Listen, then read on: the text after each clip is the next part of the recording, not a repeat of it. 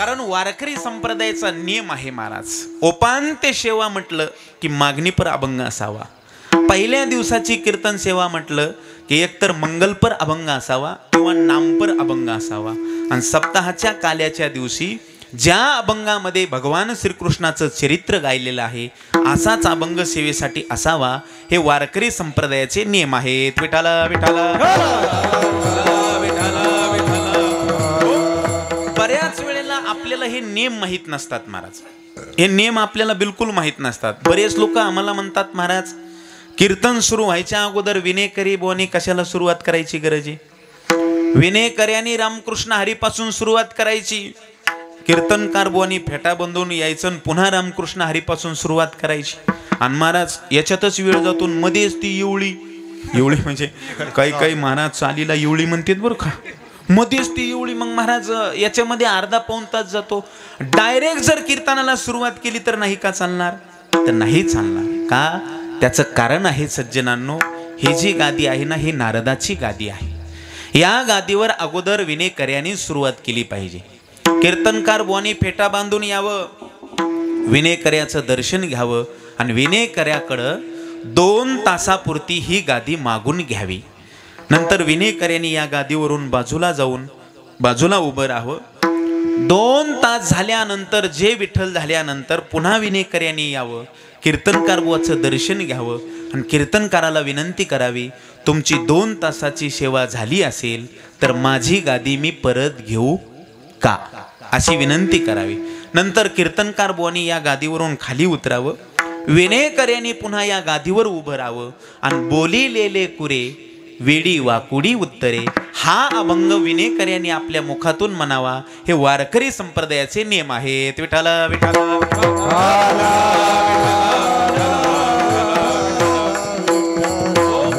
मागणीपर अभंग म्हटलं की महाराज मागणी भगवंताला करायची. 7व्या दिवशीच मागणी का करायची? त्याचं कारण आहे महाराज, 7 दिवस आपण सेवा केली, आता आपली मागण्याचा अधिकार झालेला आहे. आज आपण भगवंताकडं मागितलं पाहिजे महाराज. पण भगवंताकडं काय मागावं हे आपल्याला संतांनी परंपरा घालून दिली महाराज. काय भगवंताकडं मागावं?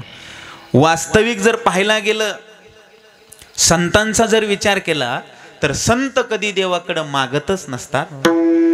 जे मागतात ते संतच नसतात. मागणारे देवाला आवडत नसतात. मागणारे देवाला आवडत नाहीत महाराज. काही न मागो कुणासी तोची आवडे देवासी. देवाला मागणारे आवडत नाहीत. संत कधी मागतच नसतात आणि मागतात ते संतच नसतात. मग का हो महाराज, मागणीपर अभंगाचं कीर्तन चिंतन करणार तरी कसं? संत कधी मागत नसतात महाराज. जे मागतात ते संत नसतात. कारण तुकोबारायांनी स्पष्ट शब्दात सांगितलं, हात पसरी जे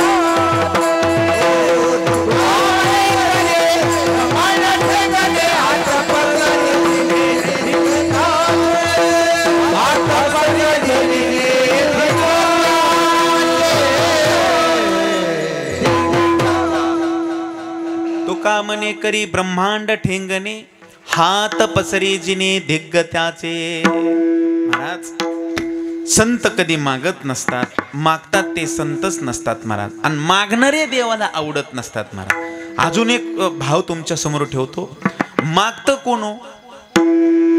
कोण मागतं महाराज? गरीब मनुष्य मागतो का श्रीमंत मनुष्य मागतो? हा, कोण मागतो? गरीब मागतो. बरोबर आहे का नाही? अजून एक भाव ठेवतो महाराज. अपूर्ण मनुष्य मागतो का पूर्ण मनुष्य मागतो? अपूर्ण मनुष्य मागतो.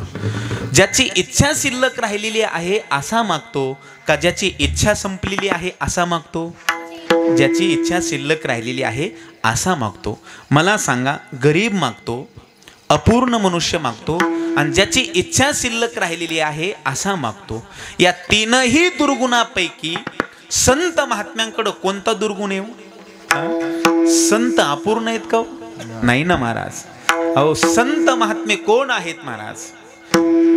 जगामध्ये संत महात्मे पूर्णतम स्थितीला पोचलेले आहेत. नव्हे नव्हे, ब्रह्म तेच संत आहेत आणि संत म्हणजेच ब्रह्म आहे महाराज. देवते संत, देवते संत, निमित्त त्या प्रतिमा. किंवा महाराज सांगतात ब्रह्ममूर्ती संत जगी अवतरे उद्धराया रे दीन जना उद्धराया रे मूर्ती संत जगी अवतरे उद्धराया रे दीन जना उद्धराया रे ब्रह्ममूर्ती संता जगी अवतरले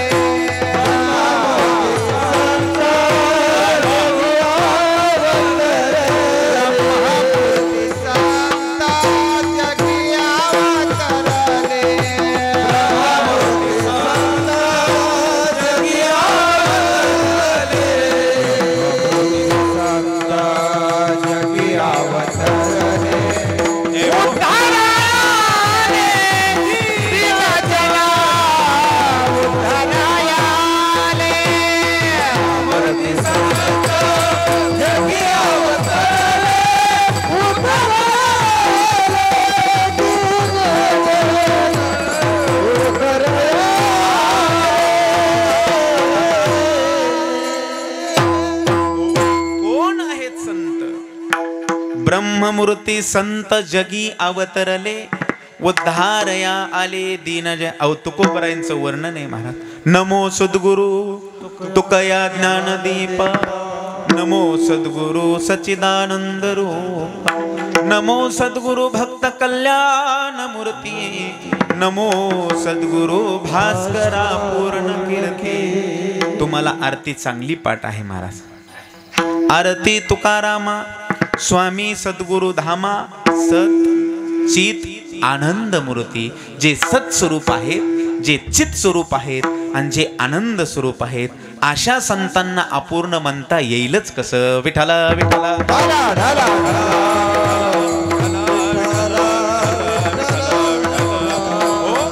संत पूर्णतम आहेत महाराज, संत अपूर्ण नाहीत. मग का हो महाराज? संतांची इच्छा शिल्लक राहिलेली आहे का हो म्हणून मागतात? मुळीच नाही. तुकोबराय स्पष्ट शब्दात सांगतात, कृत्य झालो इच्छा केली ते पावलो, किंवा काम नाही झालो पाये रिकामा. तुकोबरायांची भाषा आहे महाराज. आता निस्तीने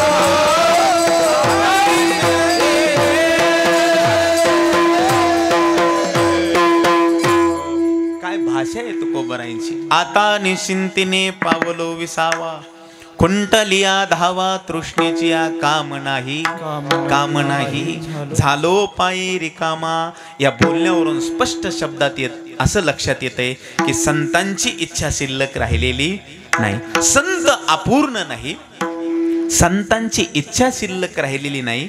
मग संत गरीब आहेत का हो? बोला की संत गरीब आहेत का? तुकोबराय म्हटले आम्ही गरीब नाहीत. याच भूतलावर नाहीत तर आम्ही वैभवाचे धानी आम्ही वैभवाचे धानी आम्ही वैभवाचे आम्ही वैभवाचे त्रिभुवनी आम्ही वैभवाचे धानी आम्ही वैभवाचे धानी आम्ही वैभवाचे धानी हे त्रिभुवनी आम्ही वैभवाचे धानी आम्ही वैभवाचे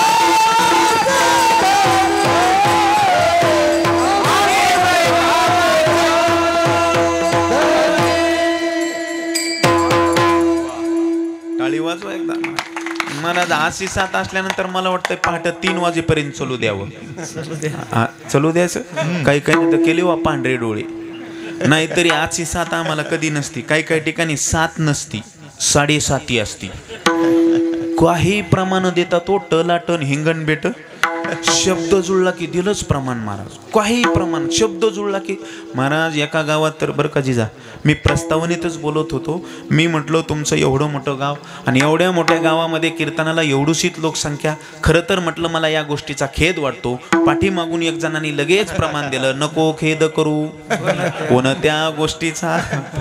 तो म्हणला महाराज खेद शब्द नाही का जुळला. टलाट आणि हिंगण बेट काही प्रमाण देतात. विठाला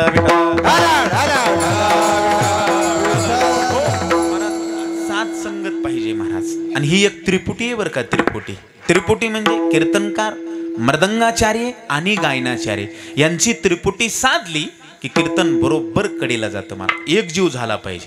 त्रिपुटी सांग का तुम्हाला. लांबचा जर प्रवास करायचा असेल तर गाडी धोरणात पाहिजे, रस्ता चांगला पाहिजे आणि ड्रायव्हर फुल पेलेला पाहिजे. बरोबर आहे? नाही हुकलं.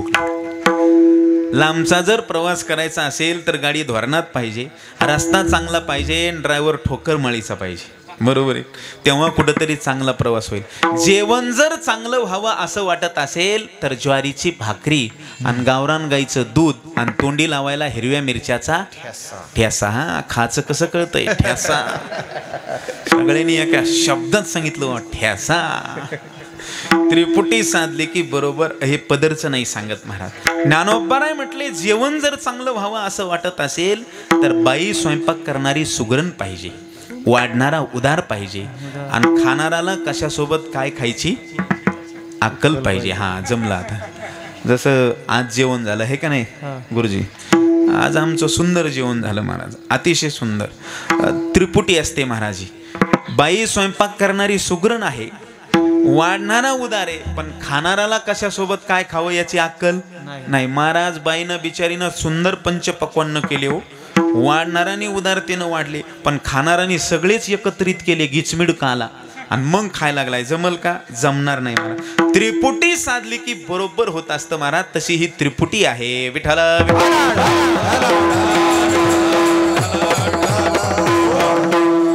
प्रमाण दिलं जिजानी महाराज.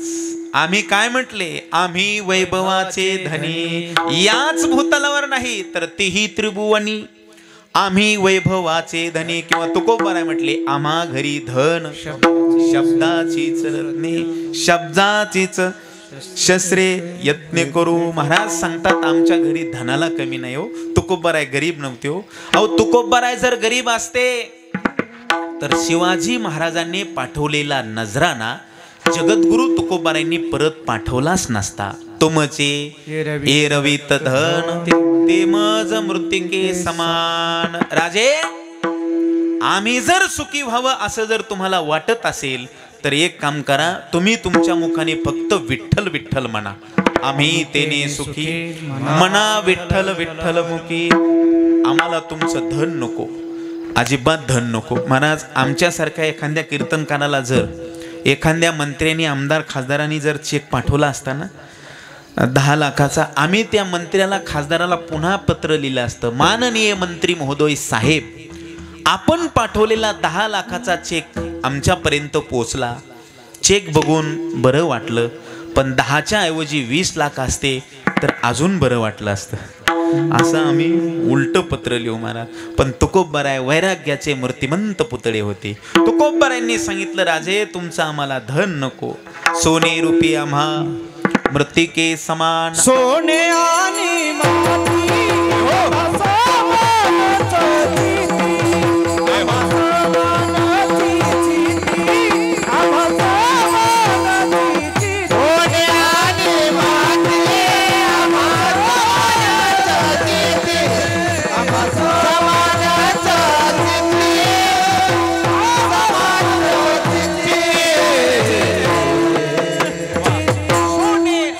माती आम्हा समानची चित्ती. महाराज म्हटले आम्हाला धन लय प्रिय नाही. याचा अर्थ असा आहे तुकोबराय गरीब नव्हते. अहो संत गरीब नव्हते. अहो ज्यांच्या हस्तस्पर्शाने दगडाचा परीस होतो अशा संतांना गरीब म्हणता येईल का? मुळीच नाही. अहो नामदेवरायांच्या हस्तस्पर्शाने दगडाचा परीस होतो. परीस तुम्हाला कथाभाग सगळा माहिती आहे, कथाभाग सांगत नाही. पण ज्यांच्या हस्तस्पर्शाने दगडाचा परीस होतो अशा संतांना गरीब कसं म्हणता येईल? विठ्ठला विठ्ठला संत गरीब नाहीत, संत अपूर्ण नाहीत, संतांची इच्छा शिल्लक राहिली नाही. मग का हो महाराज, संत का मागतात? मग मागणी पर अभंग का आहेत? का संतांनी देवाकडं मागितलं? त्याचा एकच अर्थ आहे, आपल्या पाठीमागून येणाऱ्या सामान्य जीवाला कळावं देवाकडं काय मागावं, म्हणून संतांनी मागितलं. संत महात्म्यांनी मागत असताना स्वतःसाठी मागितलं असा एकही अभंग नाही. काय हो? आणि संत महात्म्यांनी मागत असताना संसारातल्या नासक्या कुचक्या वस्तू मुळीच मागितल्या नाही. मागितल्या का? मुळीच नाही मागितल्या. आणि स्वतःसाठी संतांनी कधीच मागितलं नाही. बघा तुम्ही, ज्ञानोबरायांचं पसायदान प्रसिद्ध आहे. संपूर्ण पसायदानामध्ये स्वतःसाठी मागितलं अशी एकही ओवी नाही. आता विश्वात्मके देवे एने वाग्यज्ञ तो सावे, किंवा किंबहुना सर्व सुखी जो जे वांछील तो ते लावो. जेही मागितलंय ना ज्ञानोबरायांनी ते समाजासाठी मागितलं महाराज. चला, तुकोबरायांचं पसायदान प्रसिद्ध आहे.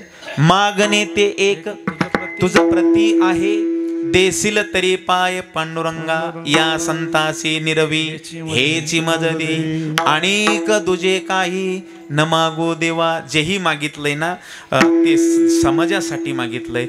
नामदेवरायांचं पसायदान प्रसिद्ध आहे.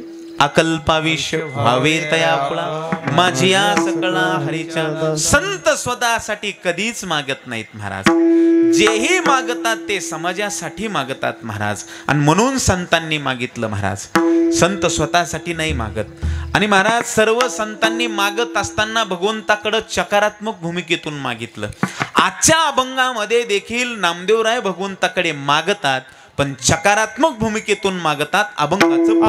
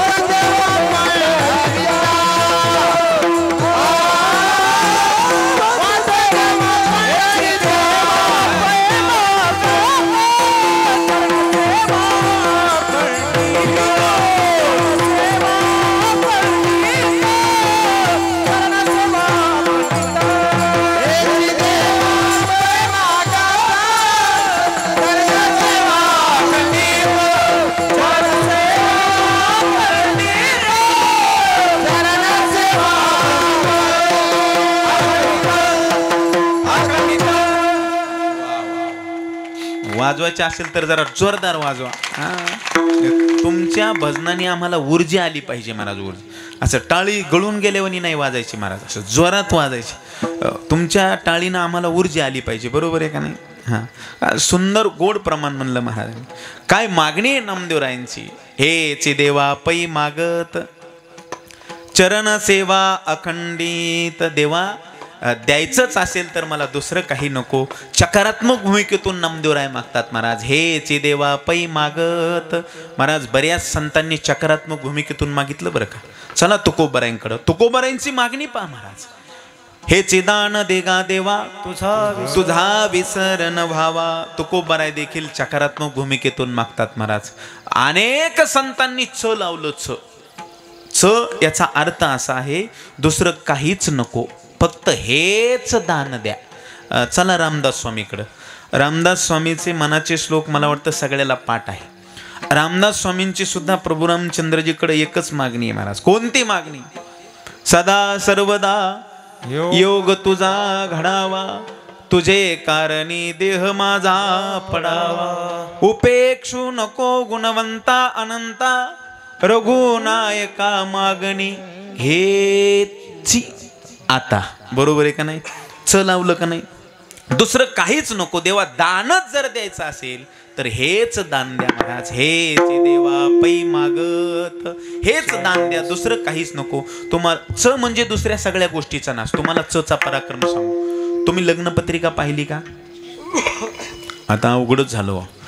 लग्नपत्रिका पाहिली का नाही? हा, त्या लग्नपत्रिकेत लिहिलेलं असतं आमच्या मामाच्या लग्नाला यायचंच. हा वा, लय जोरात म्हटली वा. आमच्या मावशीच्या लग्नाला यायचंच. हा, असं असतं का नाही लिहिलेलं? हे यायचंच म्हणजे उगीच लिहिलेलं असतं का हो? नाही महाराज.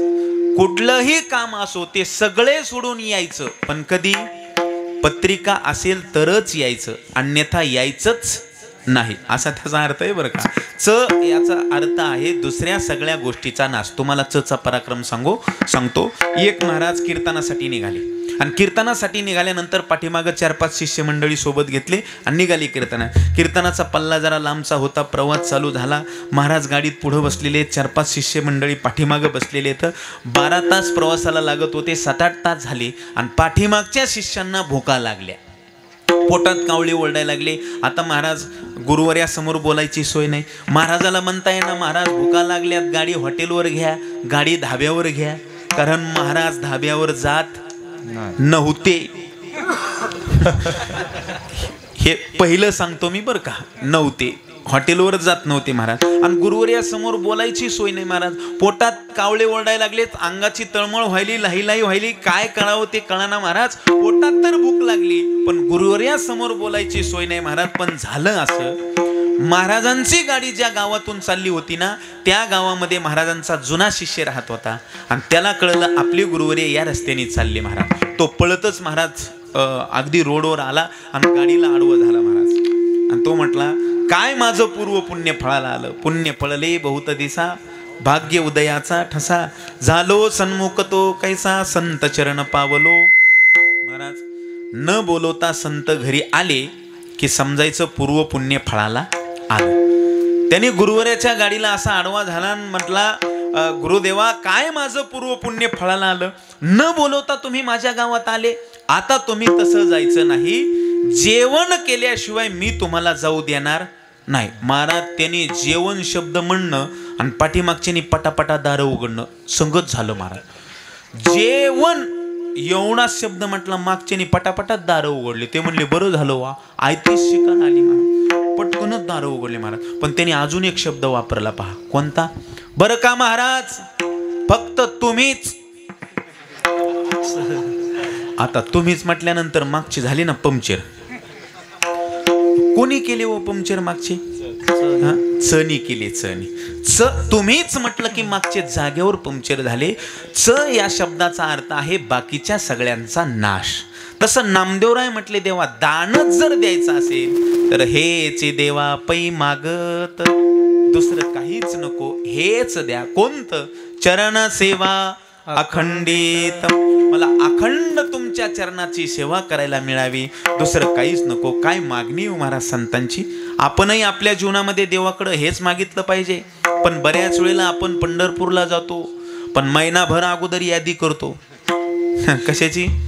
की देवाकडं काय काय मागायचं याची यादी करूनच जातो महाराज. पण भगवंताकडे गेल्यानंतर भगवंता जवळचं नका मागू, तर भगवंतालाच मागा. आपुला तो एक देव करुणी घ्यावा, तेने विन जीवा सुख नव्हे. काय संतांची मागणी आहे महाराज, काय तुकोबरायांची मागणी.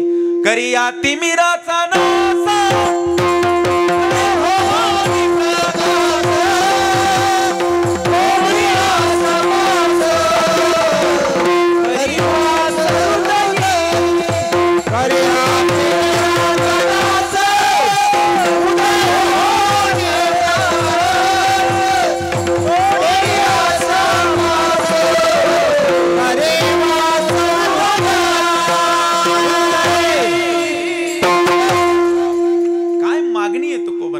करिया तिमिराचा नाश, उदय होनी प्रकाश, तोडी आशा पास, करी वास हृदय. देवा आमच्या हृदयामध्ये तू वास करावा, आमच्या हृदयामध्ये मल विक्षेप आवरण जाऊन तू आमच्या हृदयात राहो, एवढीच आमची इच्छा आहे. आणि महाराज देव हृदयात येण्यासाठी अगोदर हृदय स्वच्छ करावं लागतं. ये वनी गोपाळ राहे ते, ये वनी गोपाळ राहे ते,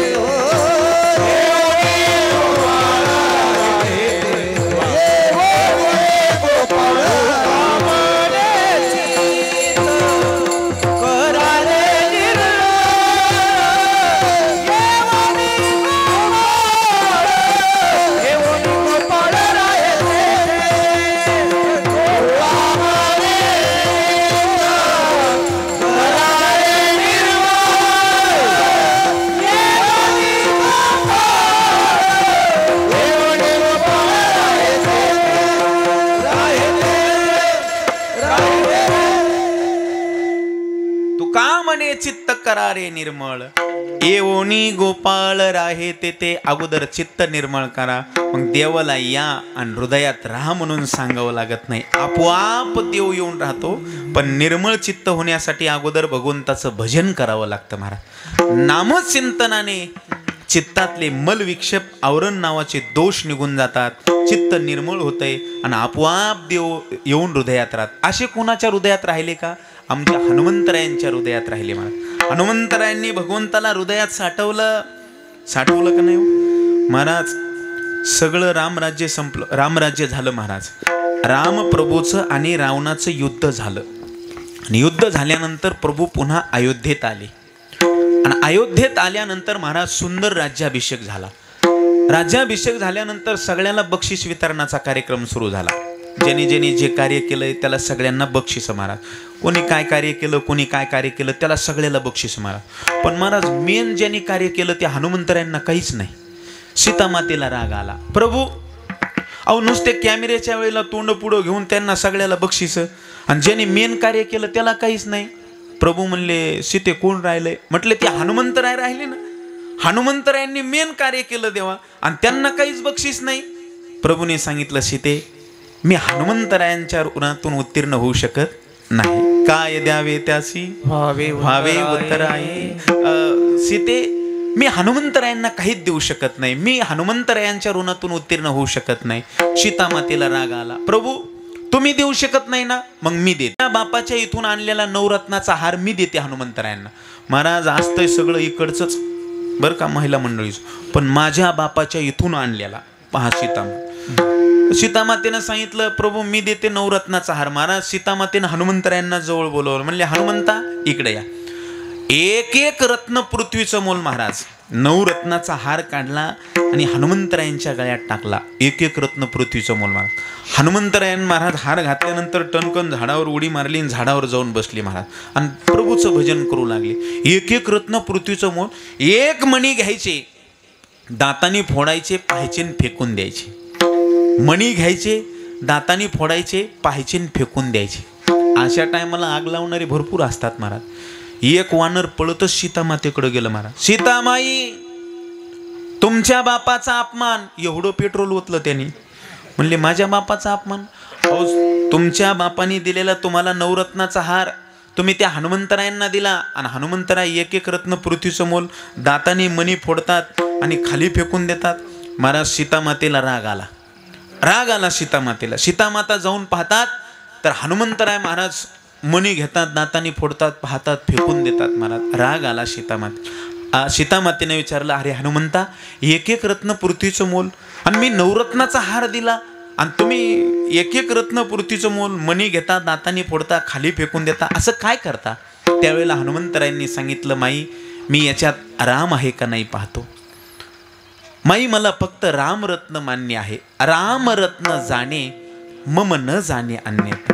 पाओजी मैने रामरत्न धन पायो. पायोजी मैने रामरत्न धन पायो.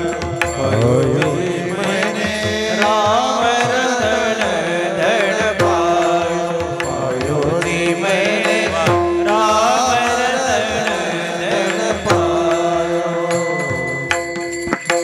वस्तु अमोलिक ती मेरे सद्गुरु. वस्तु अमोलिक ती मेरे सद्गुरु. कर अपनायो.